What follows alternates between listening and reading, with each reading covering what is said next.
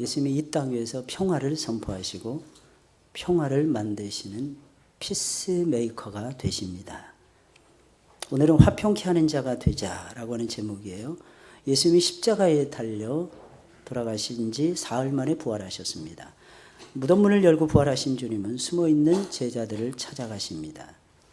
제자들은 예수님이 붙잡히시자 처음에는 흩어졌다가 예수님이 처형을 당한 후에는 비밀 아지트에 모여서 숨어 있었습니다. 예수님을 죽인 유대인들이 너무나도 무서웠기에 제자들은 아지트의 문을 굳게 잠그고 깊은 슬픔과 두려움과 공포에 떨고 있었던 것입니다. 예수님을 믿는다고 해서 두려움이 없어지는 것은 아닙니다. 공포가 사라지는 것은 아닙니다. 예수님이 충만하고 성령이 충만해야 두려움과 공포를 이기게 되는 것입니다. 그들에게는 예수님이 전부였는데 예수님이 갑자기 처형을 당하시자 모든 희망을 잃어버린 것입니다.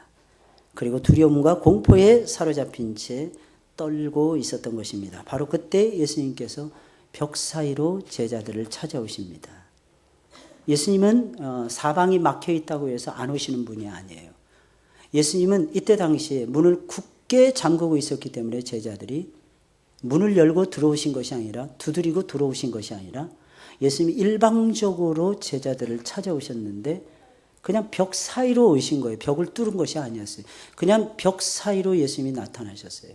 왜냐하면 예수님 부활의 몸을 가지고 계시기 때문에 그 부활의 몸은 시간과 공간을 초월하는 몸이었던 것입니다. 그때 예수님이 던져주신 한마디가 있었어요. 너희에게 평강이 있을지어다. 우리 주님은 우리가 평안을 누리기를 원하세요. 우리가 다툴 때에도 평안을 누리시길 원하십니다. 목사님 갈등과 다툼인데 무슨 평안입니까? 아니에요. 그 시간에도 주님은 절대 평안을 누리기를 원하세요. 우리가 어려움에 빠져 있고 누군가가 나를 죽이려고 할 때도 우리에게 주시는 하나님의 평강이라는 것이 있습니다. 성경에 보면 네 종류로 평안을 묘사하고 있어요. 하나님 평안, 또 하나는 평강, 또 어떤 때는 평화, 어떤 때는 화평. 단어만 틀렸지 의미는 똑같습니다. 마음이 불안하여 안정을 찾지 못하고 두려움에 떨던 제자들에게 주님이 주신 첫 번째 선물은 평안이었어요. 그날의 제자들은 최고의 평안을 만끽하며 잃어버렸던 삶의 용기와 희망을 회복할 수가 있었습니다. 예수님을 만나서 평안을 누리게 되면 용기가 생기는 것이고 희망이 생기는 것입니다. 그때 그들의 마음속에는 분명히 평화의 노래가 울려 퍼졌을 것입니다. 우리가 믿는 주님은 평강의 왕이십니다. 우리가 믿는 주님을 만나면 평안할 수가 있습니다. 사람들은 이 세상에서 열심히 평안을 구하지만 안타깝게도 참된 평안을 경험하지 못한 채 이 세상을 그저 힘들게만 살아가고 있습니다. 참된 평안을 주시는 주님을 만나지 못했으니 평화와는 거리가 먼 삶을 살 수밖에 없는 것입니다. 여러분 아셔야 되는 것이 있어요. 참된 평안은 사람이 줄 수 없어요. 참된 평안은요 물질이 줄 수가 없습니다. 참된 평안은 좋은 집이 줄 수가 없습니다. 참된 평안은 좋은 친구가 줄 수가 없는 것입니다. 참된 평안은 오직 나를 위해서 십자가 위에서 달려 죽으시면서 하늘과 땅에 막힌 담을 헐어내시고 민족과 민족의 경계선을 헐어내시고 사람과 사람과의 관계 속에서 갈등과 분쟁을 헐어내시고 십자가 위에서 자신을 제물로 드리신 예수 그리스도께서만이 주실 수 있는 위대한 선물인 것입니다. 참된 평안은 죽음을 이기시고 부활하신 주님이 주시는 가장 값진 보배로운 선물이라는 것입니다. 제자들이 사람들에게 주저하지 않고 복음을 십자가의 그것도 십자가의 죽음, 십자가의 저주의 복음을 외칠 수 있었던 것은 그들의 마음속에는 예수 그리스도께서 넣어주신 참된 평강이 있었기 때문입니다. 복 있는 사람이 어떤 사람입니까? 오늘도 역시 복 있는 사람에 대한 강좌인 것입니다. 하늘로부터 내려오는 참된 평화를 항상 체험하면서 모든 소망을 하나님께 거는 사람입니다. 하늘의 평화를 체험한 제자들은 누구도 부럽지가 않았어요. 누구도 부럽지 않은 상태에서 행복을 누릴 수가 있었습니다. 그들이 만나는 사람들이 아무리 큰 부자라 할지라도, 그들이 만나는 사람이 아무리 높은 지위에 올라 있는 사람이라 할지라도 제자들의 마음속에는 하나도 부럽지가 않았어요. 왜냐하면 제자들에게는 세상 사람들이 가지고 있지 않은 가장 보배로운 것이 있었기 때문입니다.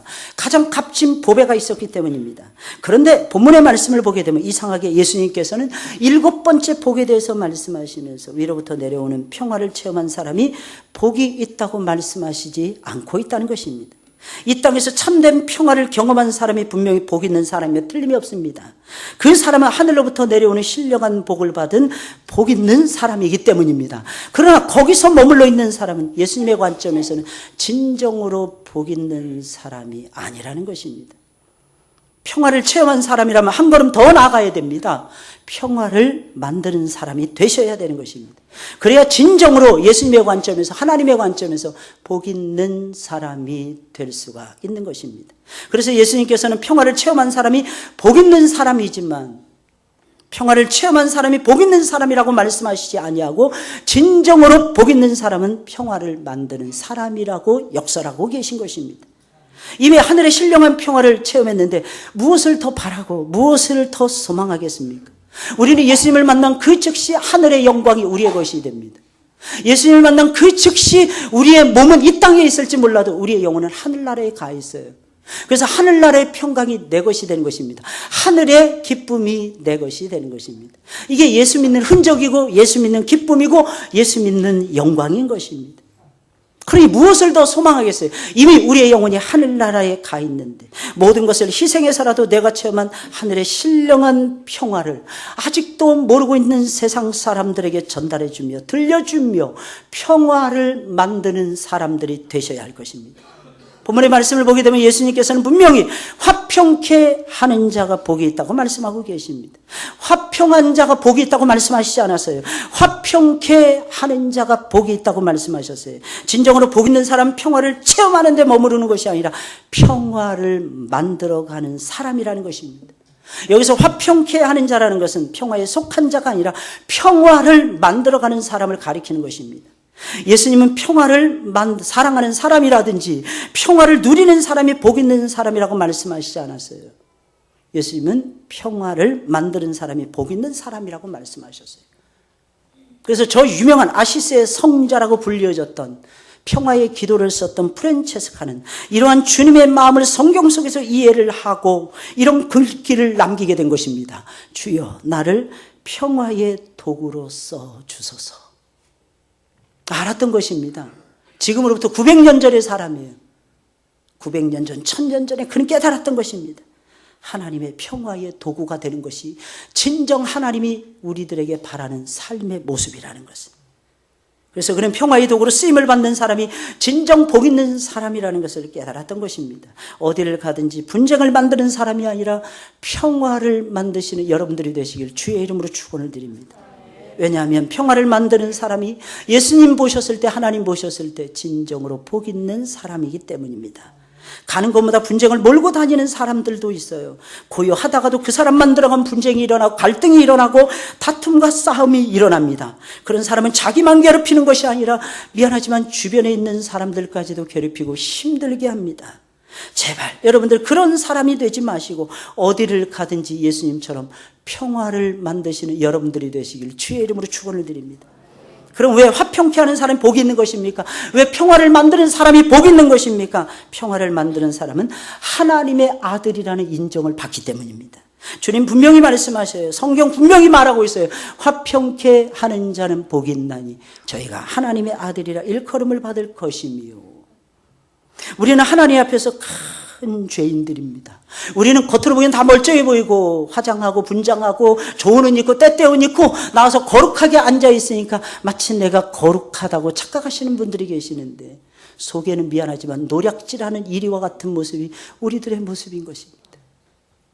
그래서 예수님 말씀하시기를 사람의 입으로 들어가는 것이 사람을 부정하게 하는 것이 아니라 부정한 것이 아니라 사람의 입에서 나오는 것이 부정한데 사람의 입에서 나오는 것이 악하고 더럽고 추하고 사기치고 공갈치고 싸우고 다투고 이런 것들이 사람의 속에서 나온다는 것입니다. 우리는 용서받을 수 없는 죄인들이에요. 그런 우리가 어떻게 하나님의 아들이라는 인정을 받을 수 있는 것입니까? 그러나 예수님은 분명히 말씀하셨어요. 화평케 하는 자는 복이 있나니 저희가 하나님의 아들이라 일컬음을 받을 것입니다. 하늘로부터 내려오는 평화를 경험하고 평화를 만드는 사람에게는 위대한 복이 주어지게 되어 있는 것입니다. 그 복은 하나님의 아들이신 예수님과 똑같이 되는 축복이에요. 그것이 무엇입니까? 하나님의 아들이 되는 것입니다. 여러분, 구원의 서정을 보면 하나님이 부르심이 있어요. 하나님이 중생시킵니다. 거듭나게 하십니다. 그 다음에 회심의 단계로 넘어갑니다. 진정으로 회심한 사람 믿음 갖게 되죠. 믿음 가진 사람은 하나님의 의롭다 칭함을 받게 됩니다. 의롭다 인침을 받은 하나님의 사람들에게 하나님이 주시는 가장 위대한 선물이 있어요. 그것이 무엇입니까? 너는 내 아들이라는 것입니다. 여러분, 비록 우리가 죄를 잔뜩 가지고 살아가고 있지만 여러분들은 하나님의 아들이십니다. 하나님의 딸입니다. 게다가 더 놀라운 사실이 있어요. 단순히 이름만 하나님의 아들, 이게 아니에요. 하나님의 아들이 되는 권세까지 주셨어요. 권세 있는 하나님의 아들을 주신 거예요. 이 권세를 사용하시는 거예요. 여러분, 이 권세가 없었으면 이 자리에 나와서 못 앉아 있습니다. 이 자리에 나와서 앉아 있는 것 자체가 힘들어요. 이 자리에 나와서 앉아 있는 자체가 부담스럽습니다. 이 자리에 나와서 앉아 있는 것이 힘이 듭니다. 근데 참 신기해요. 우리가 예수님을 구주로 모시고 회개하고 진정 하나님의 참 아들이 되잖아요. 그러면 아들이 되는 권세가 우리에게 주어지게 되는 거예요. 간혹가다 어떤 모임을 가질 때 우리는 이렇게 생각할 때가 많습니다. 이 사람들 데리고 무슨 일을 할까? 왜 우리 여전도에만 이렇게 약하지? 우리 남전도에는 도대체 뭐 하는 거지? 그렇게 생각하십니까?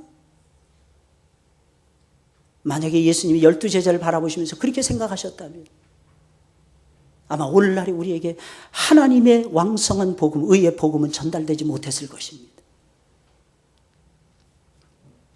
옛날에 어느 신학교에 다니시면서 교무처장 하셨던 분이 실화입니다. 고백을 하는 거예요. 학장, 총장 목사님에게 보고를 하는 겁니다. 목사님, 이 신학교 그만두셨으면 좋겠어요. 이유가 무엇입니까? 내가 가까이서 지켜보니까 싹이 보이지 않습니다. 싹이 보이지 않습니다. 그리고 나서 그분은 교무처장을 그만두시고 자기 말에 책임을 지고 독일로 선교사로 가셨습니다. 독일로 선교사로 가셔서 목회를 하시면서 이분이 깨달은 것이 가장 많이 회개한 것이 그 부분이었다고 합니다. 하나님, 내가 사람 볼 줄을 몰랐습니다. 진실로 진실로 회개하오니 진실로 진실로 나를 용서하옵소서. 그 소망이 넘치는 제자들을 향해서, 그 소망이 넘치는 신학생들을 향해서, 그 소망이 넘치는 하나님의 종들을 향해서 하나님, 제가 잘못 보았습니다. 나를 용서해 주옵소서. 우리는 알아야 되는 것입니다. 우리에게 소망이 있는 것이 아니라 우리를 소망 있게 만드시는 예수님에게 소망이 있는 거예요. 그래서 우리는 소망이 있을 수밖에 없는 거예요. 할렐루야. 이렇게 생각해요. 여전대가 제일 약하십니까? 감사하셔야 돼요. 왜? 약할 때 강함 되게 하시니까요. 할렐루야. 눈으로 보이는 것이 전부가 아니거든요. 하나님이 우리에게 하나님의 아들이 되는 권세를 주셨다니까요. 이 사실을 저와 여러분들이 놓쳐서는 안 된다니까요. 여러분들. 여러분들은 실제로 하나님의 자녀가 되는 권세를 주셨다니까요. 평화를 만들라고, 하나님의 뜻을 이루어 가라고 하나님이 권세를 주셨어요. 무슨 권세? 하나님의 아들의 권세. 하나님의 집에 대해서, 하나님의 아들에 대해서 제일 많이 아는 사람이 누구일까요, 여러분들? 그 집에 들락날락하는 손님들입니까? 아니에요. 그 집의 아들이에요. 그 집의 아들. 엄마의 흉, 아들이 제일 많이 합니다. 엄마의 강점, 아들이 제일 많이 합니다. 그래서 나중에 아이들이 크면 조심하셔야 돼요. 왜? 애들이 전공하고 있는 거예요. 부모의 말에. 아무리 우아하게 숨기려고 해도 잘 안 됩니다. 그래서 진짜 신앙이 우아해지셔야 되는 거예요. 그 아들을 통해서 하나님의 나라, 하나님의 집을 세우겠다는 것이 하나님의 보관이었습니다. 거룩한 가족을 이루어서, 거룩한 가족을 이루어서. 그러나 그것보다 더 중요한 것이 있습니다. 그것은 어떤 삶을 살았는지, 우리는 지금까지 살아오면서 어떻게 살아왔느냐 하는 것을 너무 중요하게 생각합니다. 예, 정말 중요합니다. 어떻게 내가 지금까지 살아왔느냐 굉장히 중요하죠. 그러나 그것보다 더 중요한 것이 있습니다. 무엇인 줄 아십니까? 하나님의 명령을 따라 예수님을 만난 이후에는 예수님처럼 평화를 만드는 삶을 살았느냐는 것입니다. 내가 열심히 사는 거, 예, 하나님이 인정해 주십니다. 하나님의 일을 위해서 헌신한 거, 예, 하나님이 인정해 주십니다. 그러나 그것보다 더 고귀한 것이 있어요. 무엇입니까? 평화를 만드는 하나님의 사람으로, 하나님의 아들, 딸로 사는 것입니다. 이전의 잘못을 청산하고 예수님을 증거하며 평화를 만드는 삶을 살아간다면 그 사람은 하나님의 아들, 딸이라는 인정을 받을 것입니다. 정말 감격스럽죠. 우리 주님은 우리에게 다가오셔서 이렇게 말씀하십니다. 우리를 바라보시며 너는 내 아들이니라. 여러분, 예배 중에는 이 음성을 들으시는 거예요. 기도하고 난 다음에 어떤 큰 문제를 아버지 손에 맡겼어요. 그 다음에 이 음성을 들으셔야 돼요. 너는 내 아들이니라. 염려하지 말라. 마음에 근심하거나 두려워하지 말라. 내가 지금 내리막길을 막 내려가고 있어요. 그런데 하나님께서 내 손 붙잡고 같이 내려가고 계시는 거예요. 혼자가 아니에요. 내가 음부에 내려갔다 할지라도 시편 기자는 그렇게 표현합니다. 거기에 주님이 계실 것이라고 믿는 거예요. 내가 음부는 지옥을 얘기하는, 지옥에 내려간다 할지라도 주님은 나와 함께 거기에 내려가신다는 거예요. 사람들이 우리를 보았을 때 인정해 주는 거예요. 이 사람은 하나님의 아들입니다. 이 사람 속에는 하나님의 영이 살아계십니다. 인정해 주는 거예요. 여기서 하나님의 아들이라 일컬음을 받는다는 것은 영원한 하늘나라를 물려받는 하늘나라의 상속자가 된다는 뜻인 것입니다. 여러분 아시잖아요. 잠시 잠깐 머물다 가는 이 세상에서도 이 세상을 물려받는 것도 금수저, 은수저, 동수저, 흙수저 나누는 판국이에요. 그렇잖아요. 부모가 좋은 땅, 많은 땅, 하다못해 황무지 땅이라도 물려주면 그 사람 금수저 가지고 태어난 사람입니다. 할렐루야? 금수저. 어쩌다가 우리가 수저론에 빠져들었는지 모르겠어요. 그런데 생각해 보세요. 이 땅이 아니에요. 이 땅은 잠시 잠깐 있다가 사라지는 땅이에요. 언젠가는 없어지는 땅이에요. 새 하늘과 새 땅을 위해서 존재하는 땅이 옛 하늘과 옛 땅인 지금 우리가 살고 있는 이 땅과 이 하늘입니다. 이 땅은 영원하지 않습니다. 참 신기하지 않습니까? 그런데 하나님께서는 이 땅을 우리에게 상속해 주는 것만 해도 위대한데 생각해 보세요.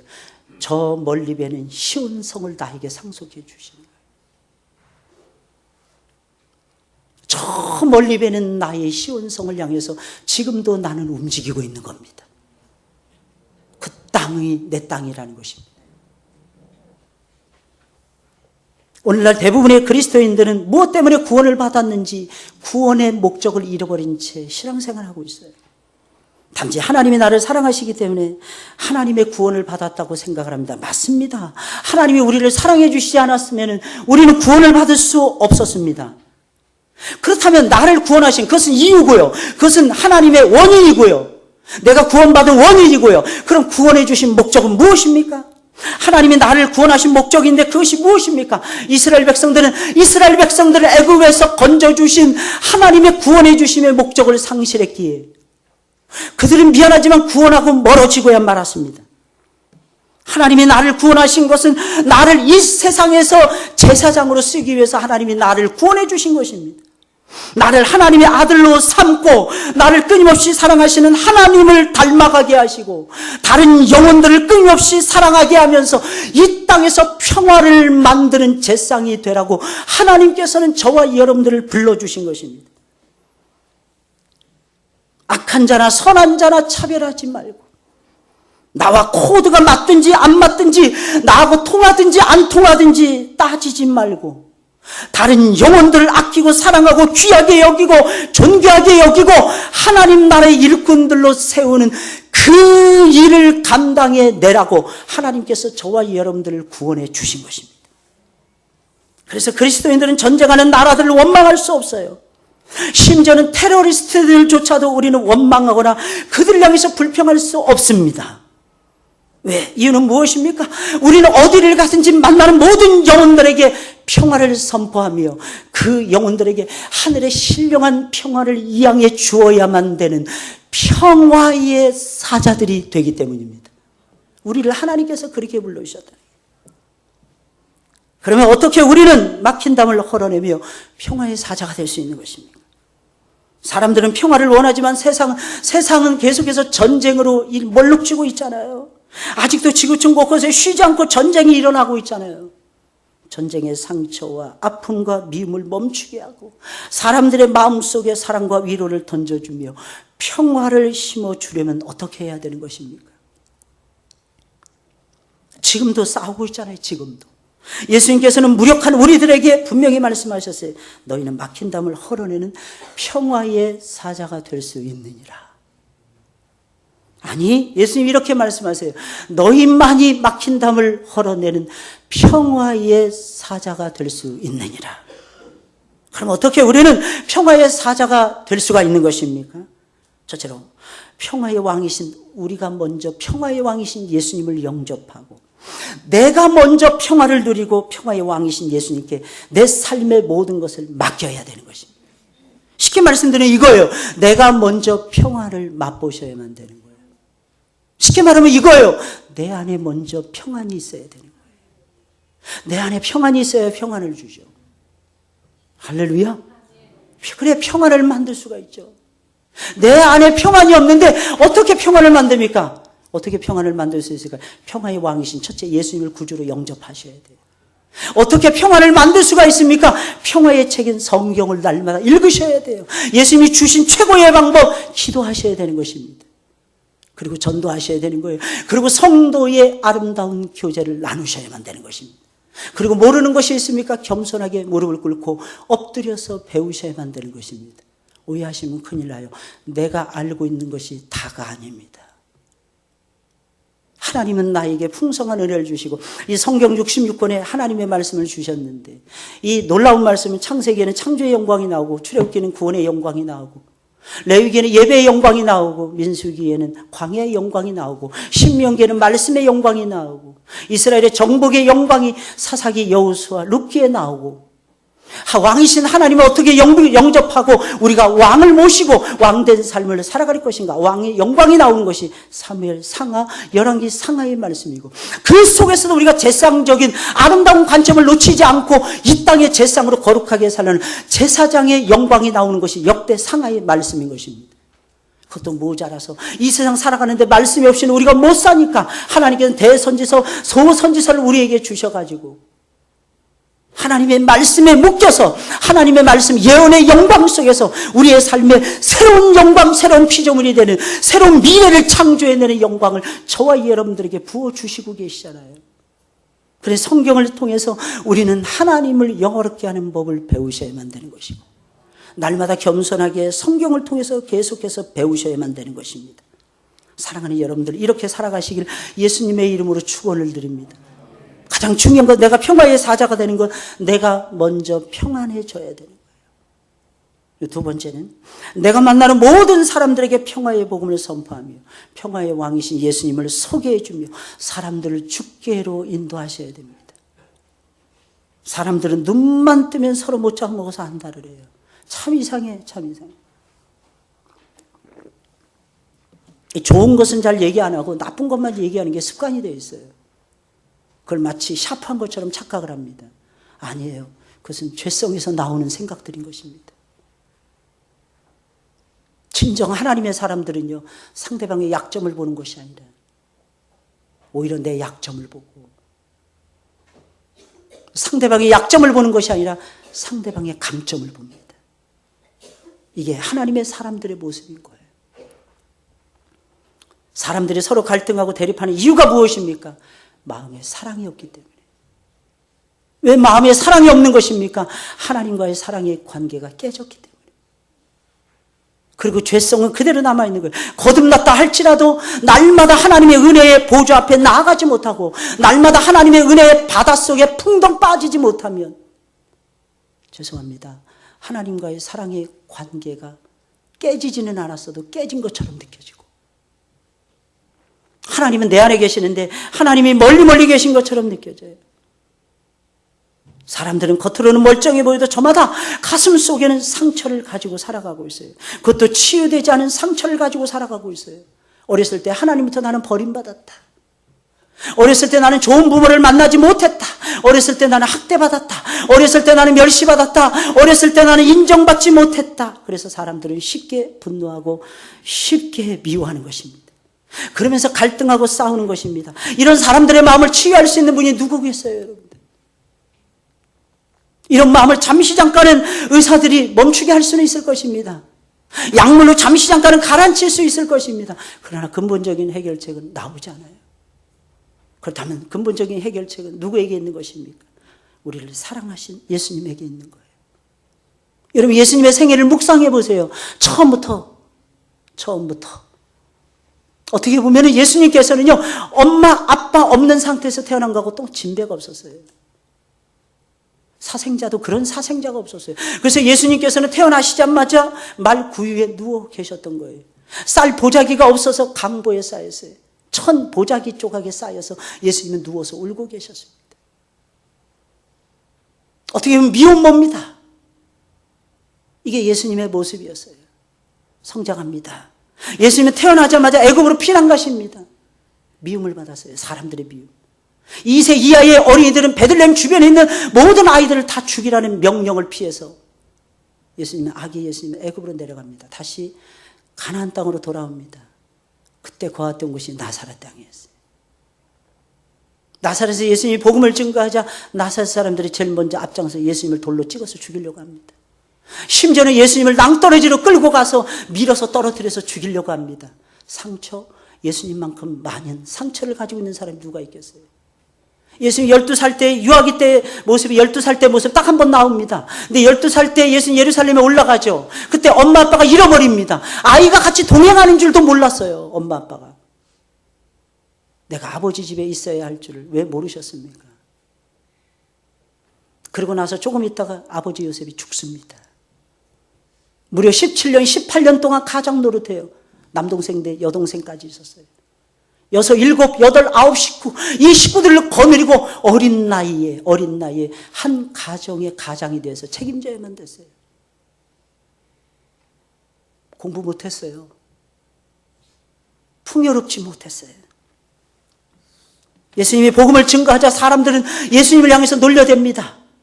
세례 요한을 향해서는 말하기를, 저가 사람들에게 어울리지 않고 혼자 광야에 있으니 귀신이 들려서 저런다 그랬어요.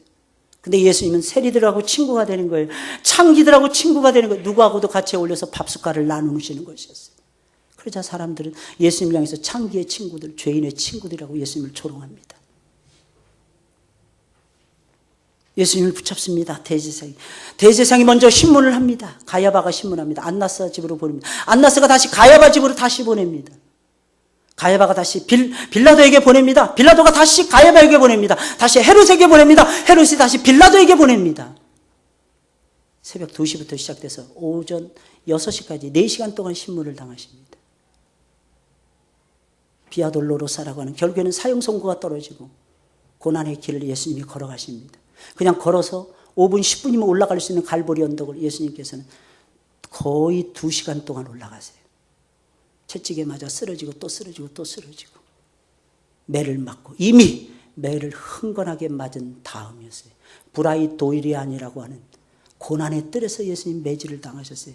그걸 적나라하게 묘사하고 있는 영화가 더 패션 오브 더 크라이스트예요. 2시간 넘게 주님이 매질을 당하시는 겁니다. 도저히 십자가를 짊어지고 올라갈 수가 없었어요.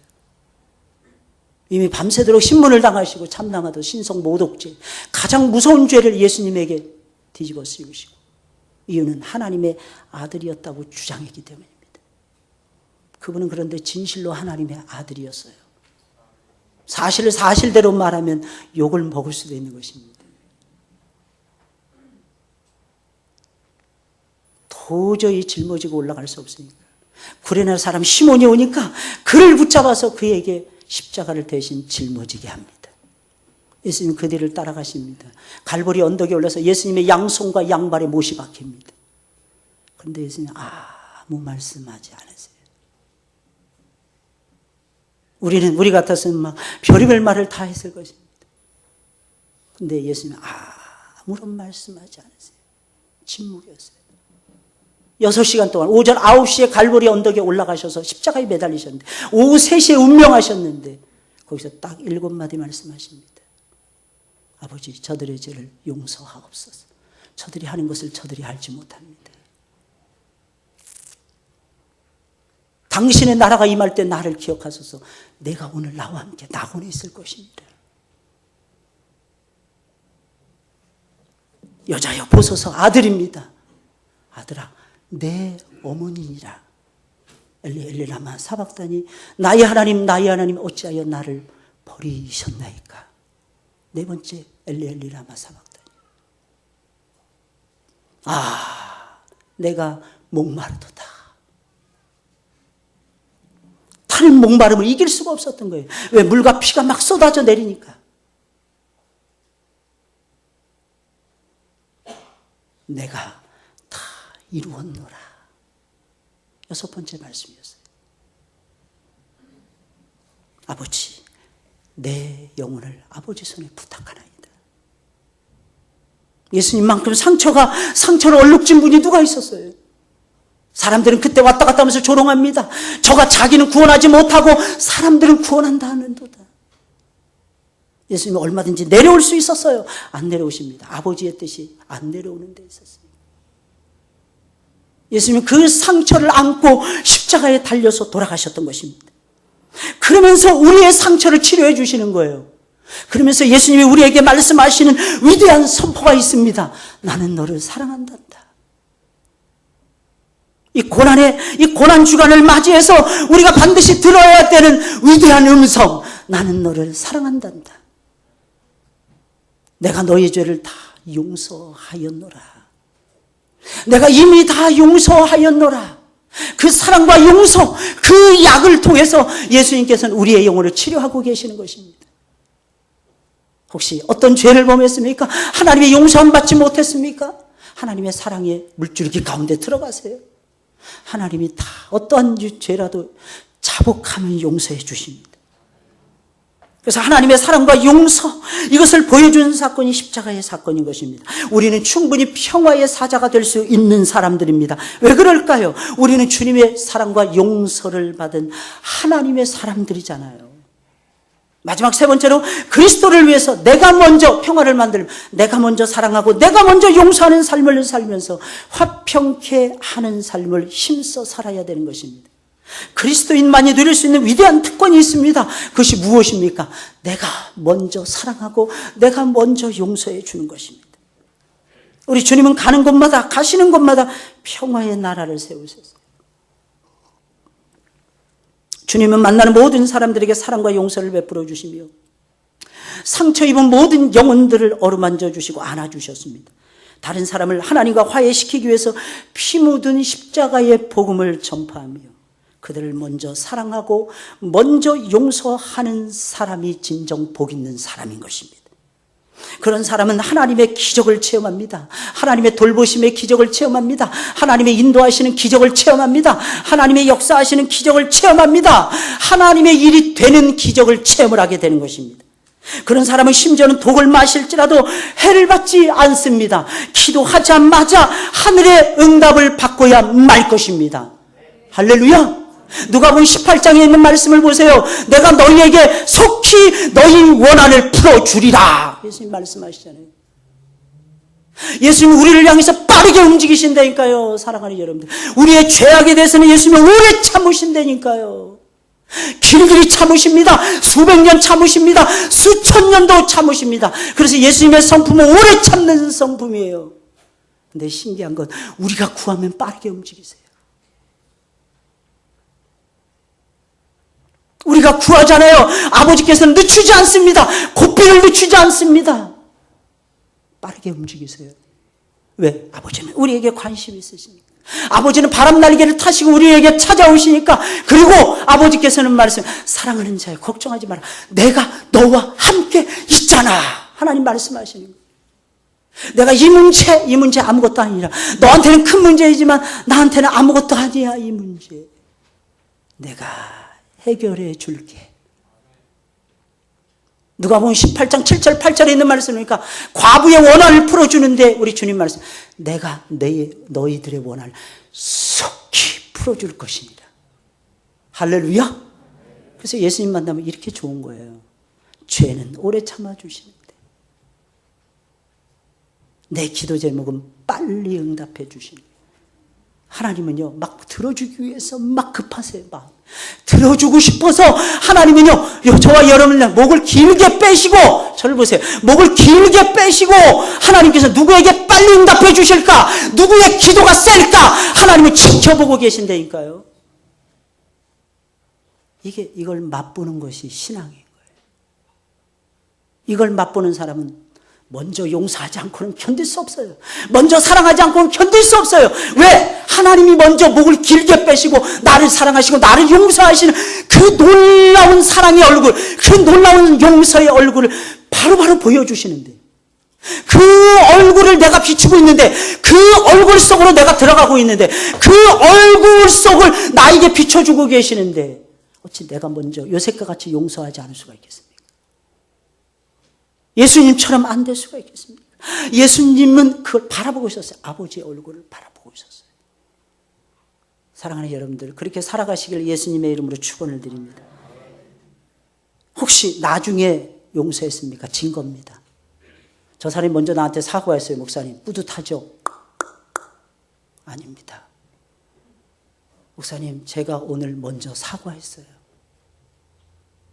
내가 남편에게 그동안 너무 잘못했어요. 내가 내 아내를 사랑하지 못했어요. 그래서 오늘은 내가 먼저 사랑 고백을 했어요. 내가 먼저 내 아들을 사랑하지 못했어요. 머리가 크니까 다 잘할 줄 알았어요. 맨날 못한다고 큰 소리만 쳤어요. 내 딸이 이쁜 짓 하는데 그 이쁜 짓도 귀찮을 때가 많았어요. 내가 먼저 내 딸을 알아주는 고난주간 받기를 원합니다. 네, 그러면서 내가 가까이 나아갔어요. 주님께. 그게 주님이 세우고자 하는 평화의 나라입니다. 먼저 사랑해 보세요. 고귀하다니까요. 고귀하다니까요. 옛날에 어떤 부부가 있었는데 아기를 못 낳는 거예요. 하나님 아기를 달라고 기도하고 몇 년째 기도했는데 하나님이 하나를 선물로 주셨어요. 아기를 딱 낳는데 아이가 정상이 아닌 거예요. 딱 봐도. 아빠가 고민하는 거예요. 막 돌아다니면서. 몇 시간을 방황하다가 병실에 들어갔어요. 엄마가 그 아기를 안고 웃고 있는 거예요. 그러면서 엄마가 고백하기를, 여보, 하나님이 이 아이를 보내려고 온 세상을 다 뒤지다가 몇 년을 하나님이 살피시다가 우리에게 이 아이를 보내주셨어요. 이 아이는 하나님이 우리 부부에게 주신 최고의 선물입니다. 이 아이를 잘 키워서 하나님의 이름을 높여드리자고요. 웃고 있는 거예요. 해처럼 밝게 웃으면서. 우리는 도대체 무엇이 하나님의 은혜라고 생각하십니까? 소중한 사람이 소중한 사람. 내 옆에 있는 사람 다 소중하잖아요. 얼마나 소중하게 여기고 계십니까? 일이 바빠서, 할 일이 많아서. 부모님의 사랑이 위대하다 그러잖아요. 따라갈 수가 없다 그러잖아요. 이유가 뭔지 아십니까? 부모들은 늘 자식들만 생각합니다. 자식들은 어쩌다가 한번 부모 생각해놓고 생색냅니다. 할렐루야? 어쩌다가라도 한 게 잘한 거니까. 부모들은 항상 생각하는데 어떤 때는 잘해주고 싶은데 뭐 받쳐줘야 잘해주죠. 그 못해주는 부모의 마음은 모르고 아빠가 나를 위해서 뭘 해줬다고 이러기는 하고. 먼저 사랑하시고 용서하셔야 돼요. 종료주일 메시지입니다. 내가 먼저 사랑하지 못했던 거 회개하시고, 내가 먼저 용서하지 못했던 거 회개하시고, 먼저 사랑하고 먼저 여러분들이 용서하다 보면 하나님의 역사는 우리 가정에 나타나게 되는 겁니다. 주님은 그래서 가는 곳마다 평화의 나라를 세우신 거예요. 우리도 그렇게 살아가 보자고요. 우리가 그렇게 살면 먼저 용서하고 먼저 사랑하면서 기도하잖아요. 응답 굉장히 빠릅니다. 이유는 무엇입니까? 우리는 이미 최고의 권능을 소유한 하나님의 아들들이기 때문입니다. 그럼 딸들은 아니에요. 그게 아니에요. 이건 대표 단수로 쓰는 거예요. 대표 단수로. 우리는 최고의 권능을 소유한 하나님의 딸들이라는 것입니다. 예수님 분명히 말씀하셨어요. 뭐라고 했어요? 평화로운 사람이 복이 있는 것이 아니라 평화를 만들어가는 사람이 복이 있다고 하셨어요. 중간에 막힌 담을 다 헐어내자고요. 우리가 하나님의 아들이요 딸이라는 인정을 받을 것입니다. 역시 복이 있는 사람은 뭔가 달라야 되는 거 아니겠습니까? 하루를 살아도 예수님처럼, 하루를 살아도 하나님처럼 우리가 이 세상 살아가 보자고요. 할렐루야. 그래서 여러분들이 가는 곳에 평화의 나라가 나타나기를 예수님의 이름으로 축원을 드립니다. 우리 찬송을 부르겠습니다. 466장이에요.